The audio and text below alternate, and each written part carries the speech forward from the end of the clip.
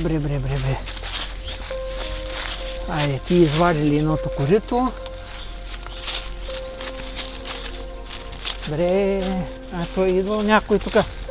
Прави ли огънче? Що, пусни го. Тая водата я няма.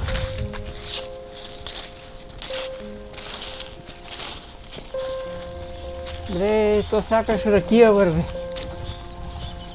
Язък.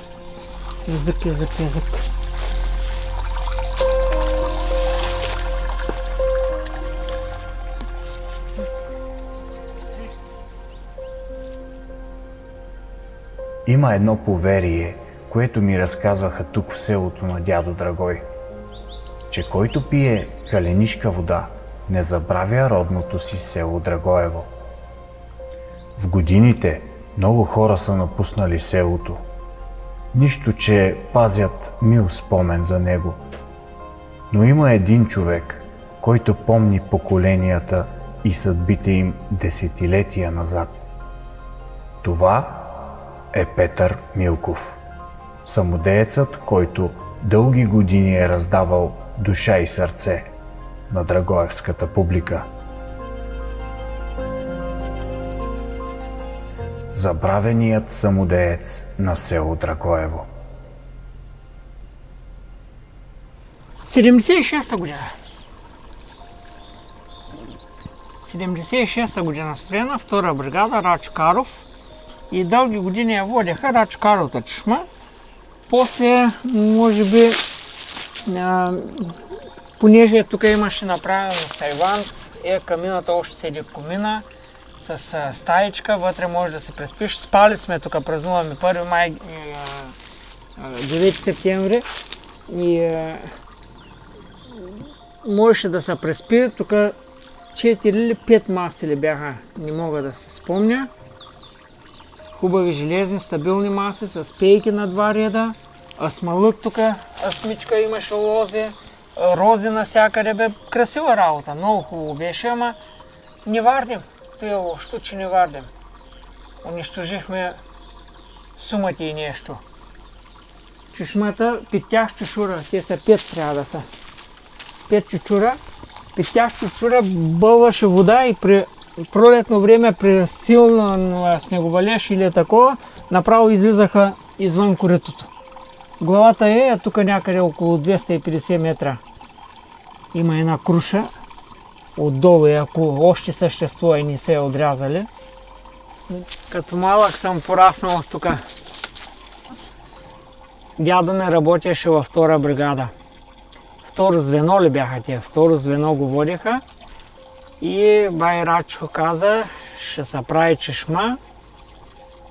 И аз като дете имахме хубаво щастливо детство на каруцата на магарето. Ще ме сложи дядо, докато дойдем до тук, спа в каруцата, лангърка главата ми в сложил малко сено и дойдем тук цял ден игра. Весело, дядовците строят, аз съм край тях, може и някои други деца да е имало на внуци на други старци. И колко малък съм бил, 4-5 годишен, последния по-дълбок беше последния улук. Как съм се подхлъзнал и в лука. Извадиха ме, цял ден седях скрит под коша да съхнат дрехите ми на трънките. И те спомени. И то хубави. Ловджийско дело тук доста. По времето мисля, че на бай Стоян Вичев, Теню Дочкин му викаха по прякор. Той поддържаха, тук идваха ловджиите, почистваха корита, изрязваха, поддържаха я и оттам може би е дошло и ловна среща. Ловно дело в Драгоево има доста отдавна, значи около 32 до 36-7 година толкова дивече нямало. Нашите дядовци, дядо ми примерно е бил в гората с домашния източно-балканска черна свиня. Гората е пасал. Срещнали се с дяд Ранко на Харалан Любенов и на Харалан Патлиев, дядо им. Срещали се Петърчо да е минава лазъл тук да ви прави бела Няма бе, аз съм уловил вика дирята, ама стана 4 км въря по дирята, дал ще го намеря, не знам. И отиде нататък, вика, към Смядовско. По дирята му се, за да хване нераза, да го уби. Те е нямало диви свине, понеже може би, защото из гората е имало много добитък. Кози, овце, свине, тук обикновено драговщини са били свинари хора. Най-малко 50 семейства са се препитавали с свиневъдство. Сега породата е унищожена, източно-балканска, черна източно-балканска свиня. Той беше основното месо за направата на смядовската луканка. Смядовска луканка по стара технологична рецепта е биловско месо и 30% месо, но записано от източно-балканска свиня. Понеже месото е както на съвременните телета абердина, мраморирано между мускулните влакна, има такова мас, нали? И мраморирано, много вкусно, много и ставаше хубави деликатеси.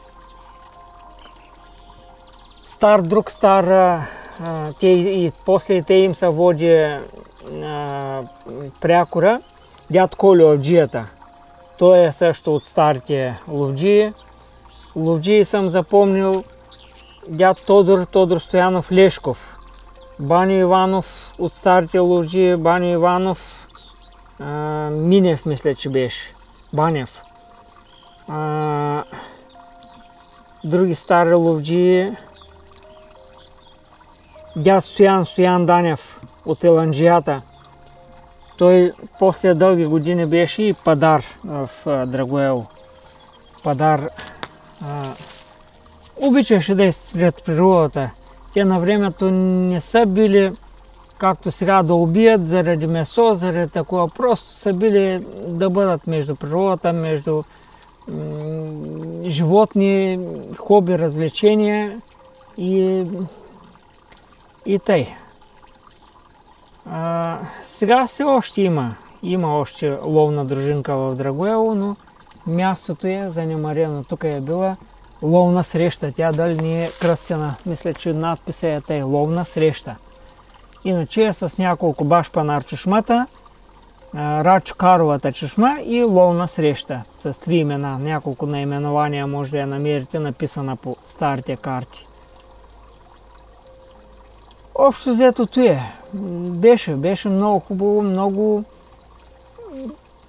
много красиво място и хубаво и за празненства, за такива весели събирания. Ставали са много напивания, много сбивания.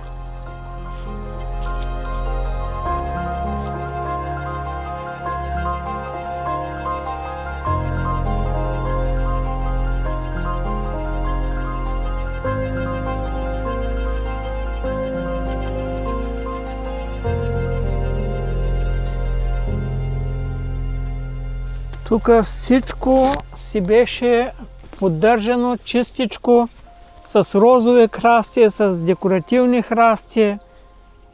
Красота бе, създадено за приятно да ти на душата, на окото.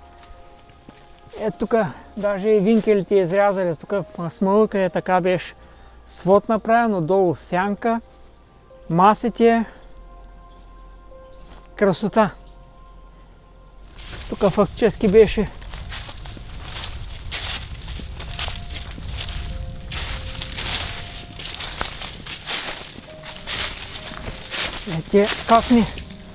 как не е затрупала някого.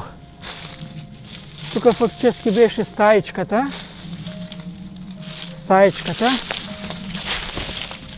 Тук камина. Дали нямаше и пеш. И камина и цяло агне можеше да се опече. А тук нататък 2-3 маси с пейки и столове. Хубаво, красота. Нищо не е останало. Те ми чудно даже как тухлите не са измахнали. Те на няколко пъти правиха опит, го възстановяваха, припокриваха, но после се отказа всеки. Беше Зимно време може да влезеш, да си запалиш печката, топло, уютно, камината. Лятно време, ако завали или някаква буря под севанта, ще се скриеш. Направено, защо сме такива хората и не поддържаме, не знам. Една година, не знам, то винаги си имаше определено, нали, всяка компания или всеки набор си празнуват някъде. Не знам дали за 9 септември ще е било. Тук идвахме да празнуваме. Дюшеци, удила, всичко вътре се спи в стаечката, навънка масите заредени, ядене, пиене, палет бира, палет лимонада, 3-4 кофе кайма, кюфтета се пекат и беше много, много приятно, много интересно, много хубаво. Имаме много добри спомени от младите си години, младежите години. Ученици сме били, не са ни спирали родителите. 2 или 3 дена сме изкарвали тази покъра. Следващото наше место беше на Карбун. Има там едно кладенче, на Карбун кладенчето. Там имахме направена колиба от италиански станиол. Когато дойдоха тук машините, докараха пластмасите да строят, нали, санита пласт, докараха едни палети с фолио станиол. Колибата я направихме и там празнувахме поне 3-4 години без да се събори колибата вътре в колибата. За 1 май и за 9 септември по 3-4 дни сме изкарвали в това покъра, празненства. Празненства, в смисъл всичко завършва с ядене и пиене, но хубави спомени, веселби, закачки, разпускаш, много хубаво, много беше. Бяхме свободни и живявахме за мен, нали, специално, и живявахме едно пълноценно и хубаво детство. Сега децата седят един до друг и не си разговарят, нали, няма го живия контакт, ами един до друг седят и си пишат чрез телефона. Аз не мога да го осмисля, не мога да го разбера, просто не мога. Ние сме си измисляли игри. Били сме в юношеска възраст, но на война и мир, на жумешка, на много такива различни игри, които е било прекрасно, с веселие, с изненади. Изнисали сме си правим концерти, всеки се изявява с рецитиране, с песни, с хумор. Нещо страхотно, което надали някога ще се върне. За съжаление, за голямо мое съжаление.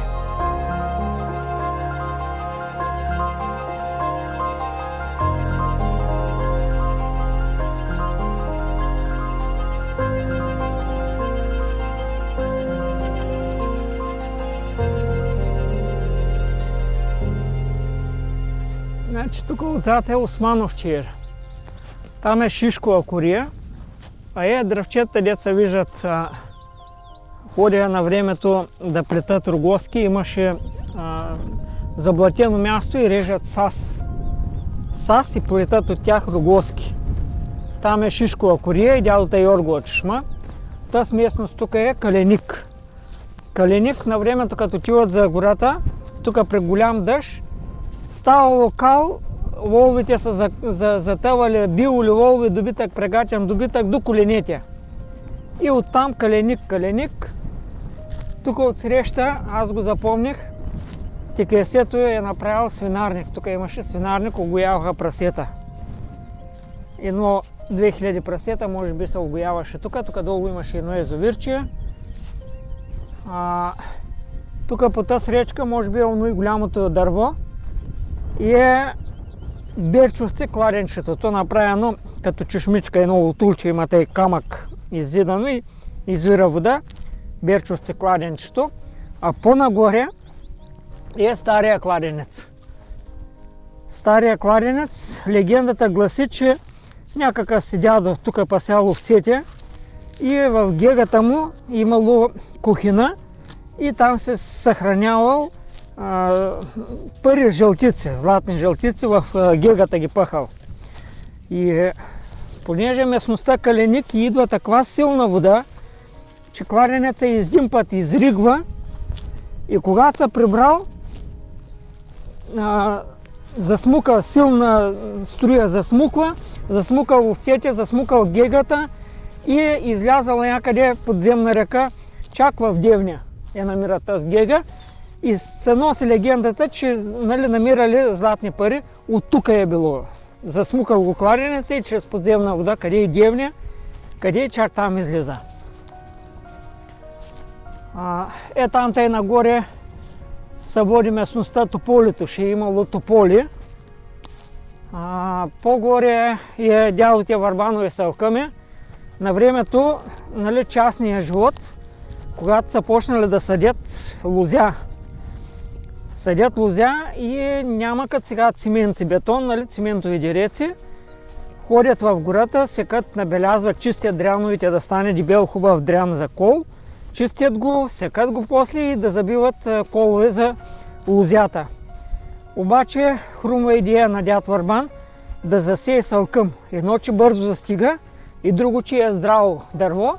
И там горе Върбан геровите салкъми, те ги знаят местността. Засял си нивата с салкъм, да може да има за колове за лозята. Тук сега отиваме към Яламовата могила. Легенда гласи, че имало заровена златна колесница. Много иманяри са ровили и са търсили той злато. Аз запомних тук вече преди 20 на години, ще е било може повечко. Бяха из 2 на 2 дълбока яма бяха изкопали. Дали намериха нещо, дали не мога да кажа. Но търсиха иманяри тази златна колесница. Била заровена заедно с собственика им, с конете, с колесницата, както и по стар тракийски обичай. Обаче мисля, че нищо не е намерено. Дълги години е била собственост на дяд Върби Аламата. Дяд Върби Аламата, понеже е могила и е високо хълмисто място, оряла се е на кръг. С прегатен добитък, орее се на кръг и е сеял и е изкарвал продукция от нея. Сеяло се и боб, жито и чемик. Не знам дали представлява някаква историческа ценност, но Яламова, защото по името на рода, на който я е притежавал, Яламовата могила, те си я знаят.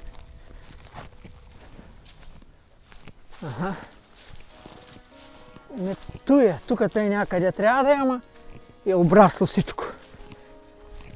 Обаче тук ще можем ли? Его. Каленик, его мочуря. Винаги тук е вода.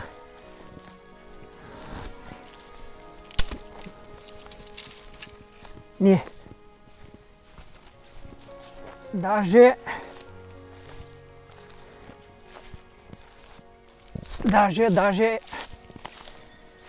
какво нещо и годините всичко се променя. Това е самата могила, това. Обаче всичко е обрасло. Аз ти казвам, през частния живот дядо ми е разправил, че той нещо се оре на кръг и се е сеяла.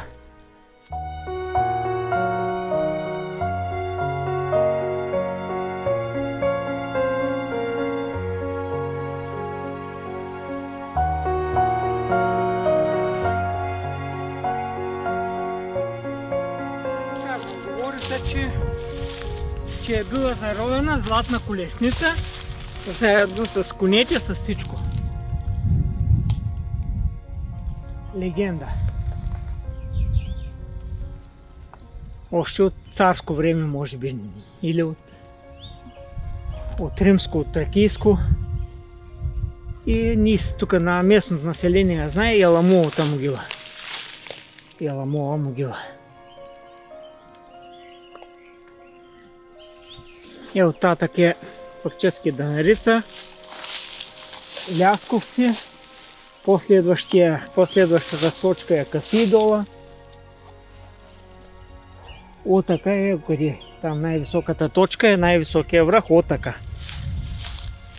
1200 и колко беше. Тук за нашата Драгоевска планина. Е там в далечината се вижда Стръмливия път. От Стръмливия път има разклонение за дядовото Мирчево конопище и нагоре за убития турчин, Добринова локва и за Вира. На времето Вира и Жълта локва, там е било ловно дружество. Бяха пуснали муфлони, заграждение имаше с муфлони, Елен лопатар. Даже мисля, че Върбан Вичев е пуснал и 2 мечета. Ама после ги избиват ловджи или какво. И имаше добре развито ловно стопанство. Не, че и сега го няма, ама не е това, което беше. Имаше ловни надзиратели, дяд Митю, където е минал, и сега да минеш в гората по пътеките му, има насятия, шладисани сливки, круши. Човек като мине може да се скваси устата. Старите хора такива бяха, милееха за природата. Милееха, а от една страна съжаляваха за частния строй, нали? Всичко става кооператив. Съжаляваха и където минат, все си мислеха, че трябва да оставят нещо след себе си. То има и една песен, нали? 10 праскови посях, 2 череши. Старите хора те разсъждаваха, че трябва да оставиш нещо след себе си. Ти можеш да доживееш, нали, да кусаш от плодовете, но облагороди дръвче, посади дръвче, направи чешма и в поколението, ето както дядо Йорго е направил тук чешмата, и в поколенията, аз което съм запомнил, дядото Йоргова чешма. Тя остава вече в историята. Беню е присъд. Тук във Валива има една голяма дебела круша, много вкусна, сладка. Боян Христов я шладисвал на времето и те го знаят хората, Беню е присъд. Не че за себе си човека ще иде да бере или нещо, ще мине някой, жаден е, няма наблизо вода, ще се разкваси устата с една круша, ще откъсне една шепа черешки. Искали са да създадат природа, да оставят нещо след себе си.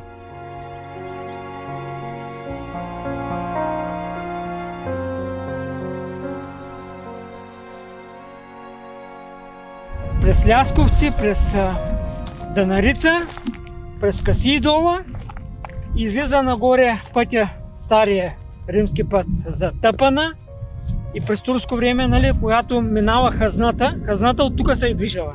Тук някъде дядо Драгой спасява турската хазна, нали, от набезите на хайдути, на разбойници. И горе казваме Тъпана, нали, от Тъпана се отива през дядота Мирчева гега, Каданата, оттам нататък имаме местността Кълдърма. Кълдъръм още до днешно време е запазено. Каменни плочи, големи. Изглеждаше и било като тук мочур, нали, кално място.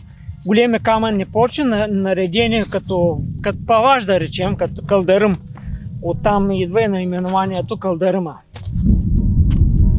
Има много легенди, много истории. В момента газим по история, газим по...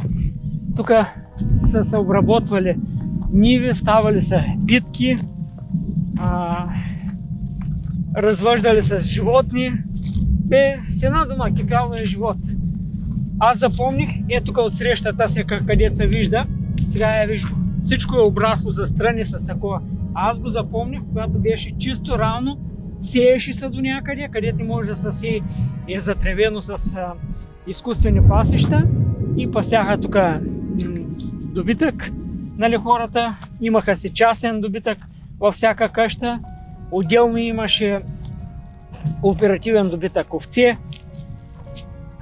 Всичко, половината землище, да кажа, на Драгоево, 32 000 декара землище, половината беше поливно.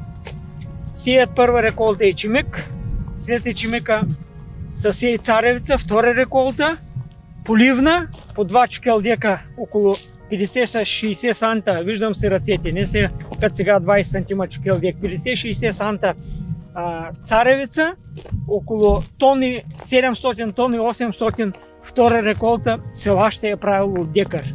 за изхранване на кооперативен добитък, на всичко. Той, което беше, няма да се върне. За съжаление. Няма кой. Няма кой вече да го направи.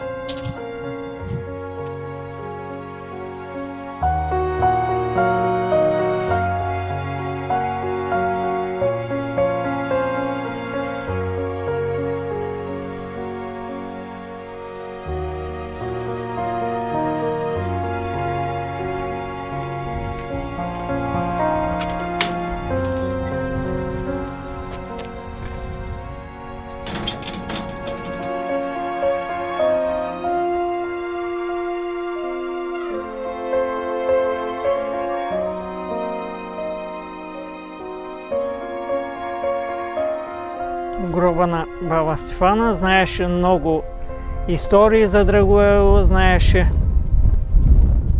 много неща.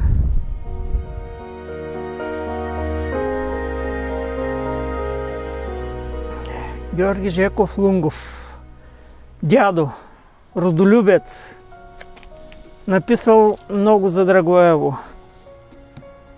Много от историите, от легендите също знам и от него. Театрален ръководител дълги години, радетел за футбола. Той е другия от църковните настоятели, Марин Стоянов. Маринов се води тук, но той е Попов от Попско коляно. Прадядо им на времето е бил също свещеник. Попадичовци имаше кака Ваня, имат един есак. Се викаше на той място един ден ще стане манастир. На той място още дано да съм жив някой ден да стане, но и те също почитаха много църквата, много. Бат Маринчо черковен настоятел, каквото има курбани да се колят, той ще бъде в дъното на нещата. Кака Данка беше една от певиците в църковния хор. Не е ставало църква, те да отсъстват, да не таковат. И двамата, знам от тях една история, вземат са много млади. Тя нямала още 15-16 години. Ходили са за разрешение от свещеника да им разпише, да могат да сключат брак. Писали са от него години към нейните да сключат брак и имаха близо 70 години съвместен живот. Много се обичаха, много се уважаваха и бяха също за вярата, поддържаха традициите на тяхните предци.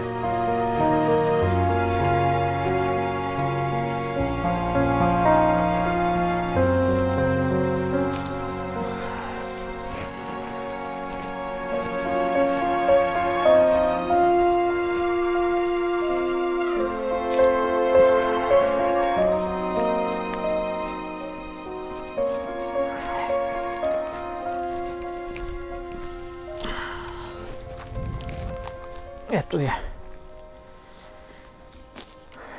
Той е сестрата на моята маменка Еленка Йорданова. Над 30 години е била църковен настоятел. Още от времето на поп Тодор с отец Ненко беше. На времето ни разрешаваха в църква да се носят смъртите. Тук първенците, комунистите на времето, тогава БКП, партийни членове, затварят в двора на църквата бика, да плаши бабите да ходят на църква. Там съседни къщи, където е имало комшулуци, бабите през комшулуците, за да не ги видят от основния вход, през комшулуци минават само и само да идат на църква и да се черкуват. И те е било.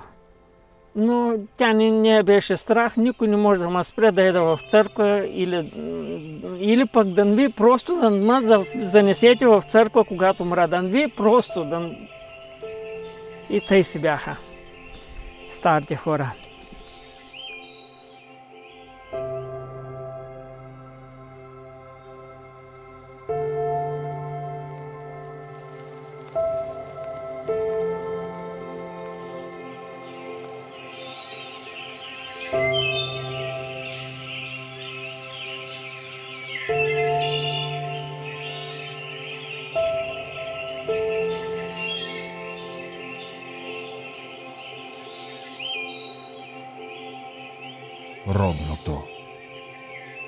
Та има ли нещо по-свидно от него?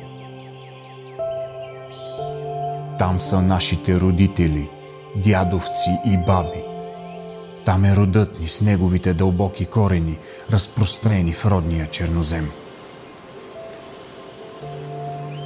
Колко ограбени и безпомощни, как космополитни сме без тях. Каква носталгия ни обзема, когато усетим, че ги губим.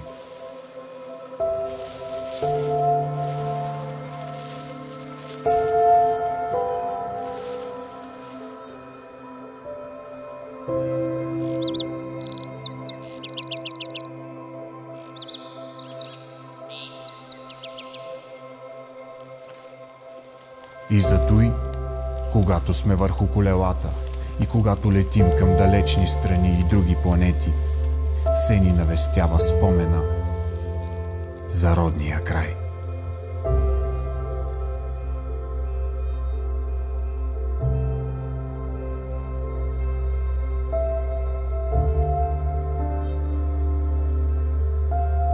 За хората, реките, долините и планините, сред които сме расли. Или пък сълза ще навлъжни очите ни от мъка и тъга. От умиление към слънчевият свят на детството.